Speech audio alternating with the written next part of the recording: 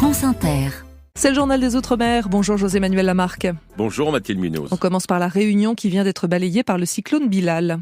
Si ce cyclone a balayé la Réunion de dimanche et jusqu'à la levée de l'alerte rouge mardi dernier, il n'a pas causé les terribles dégâts que de nombreux Réunionnais craignaient, mais la mort de 4 personnes reste à déplorer.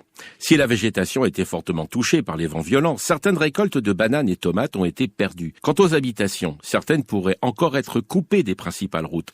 32% des foyers n'ont pas d'électricité, 17% ont un accès compliqué ou impossible à l'eau et 7% ne reçoivent plus la TNT et la radio, entre autres.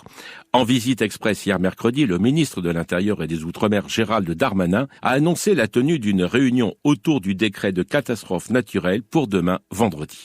À la Guadeloupe, maintenant, l'État, la région, le département et le syndicat des eaux étaient tous réunis mardi dernier à Trois-Rivières pour faire le point sur les travaux engagés pour rebâtir un système d'adduction et de distribution d'eau performant, c'est-à-dire 35 chantiers prioritaires qui doivent en principe être réalisés d'ici à 2025.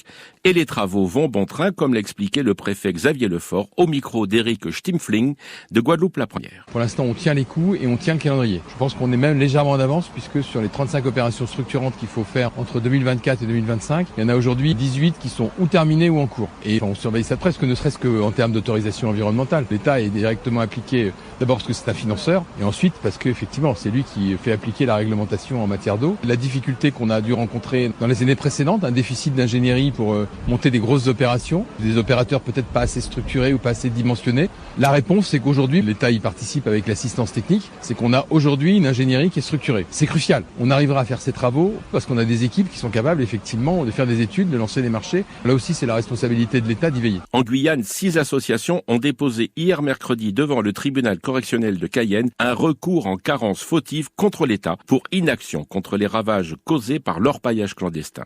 Plus de précisions avec Mégane Seub, l'avocate des plaignants, au micro de Nickerson Perdius de Guyane la Première. Aujourd'hui, on demande au juge administratif de reconnaître une carence fautive de l'État et d'engager sa responsabilité concernant l'insuffisance des mesures de lutte contre l'orpaillage illégal qui aujourd'hui à l'origine notamment de contamination au mercure tant sur la santé des populations riveraines que sur la santé du milieu naturel et notamment le cours d'eau du Haut-Maroni et ses affluents.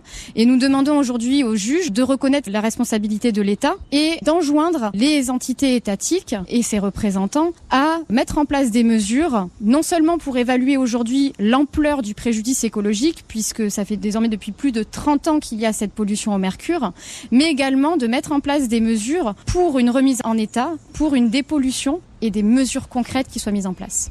Enfin Mathilde, à la Martinique, la nouvelle campagne de recensement qui débute aujourd'hui va sans doute confirmer le déclin démographique de l'île.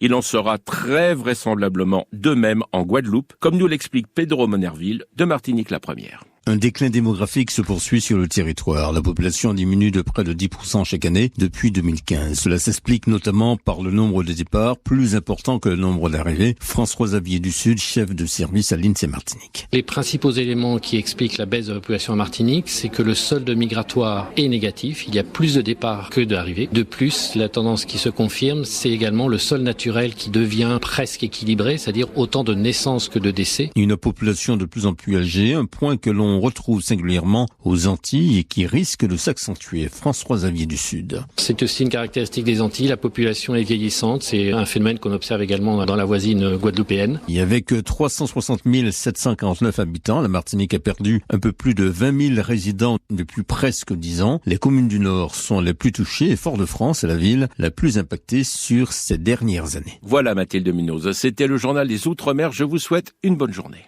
À vous aussi José-Manuel Lamarque.